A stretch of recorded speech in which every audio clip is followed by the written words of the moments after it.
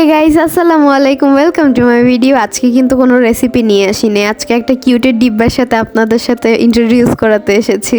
এই কিউটের ডিব্বার নাম হচ্ছে রিহান। ও হচ্ছে আমার ছোট মামার ছোট ছেলে। একটা কথা হচ্ছে কি, আমি আমার লাইফে এত শান্ত বাচ্চা দেখি নাই। রিহানকে একটু পায়ে নিয়ে দোল খাওয়ালেই ঘুমিয়ে যায়।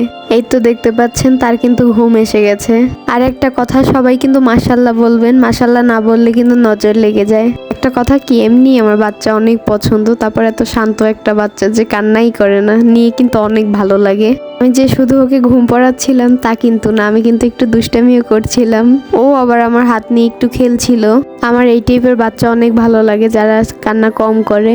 আমার কাছে শুধু না, হয়তো সবার কাছেই ভালো লাগে। আমাদের নানা বাড়ির সব থেকে ছোট সদস্য বর্তমানে ও। হয়তো ওই সময়টা এভাবেই কাটলো। এটা অন্য একটা ভিডিও। দেখে মনে হচ্ছে না যে ও সুপারম্যান সাজছে, যেন এখনই উড়ে যাবে। এই ভিডিওটা করার সময় রিহানকে কিন্তু আমি অনেক ডাকাডাকি করেছি, কিন্তু ও আমার দিক তাকায়ই নাই। কি যে দেখছিল বুঝি না। এই যে এখন আবার একটু তাকালো, একটু হাসে।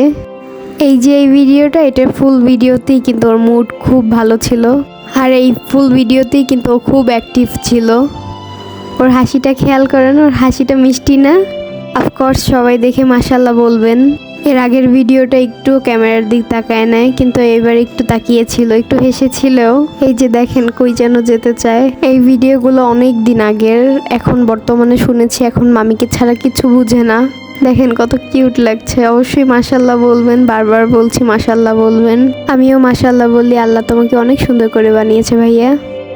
এই ভিডিওটায় রিহান নিজে নিজেই একা একা খেলছে, কুমফু কারাটে যত যা আছে সব করছে হাত দিয়ে।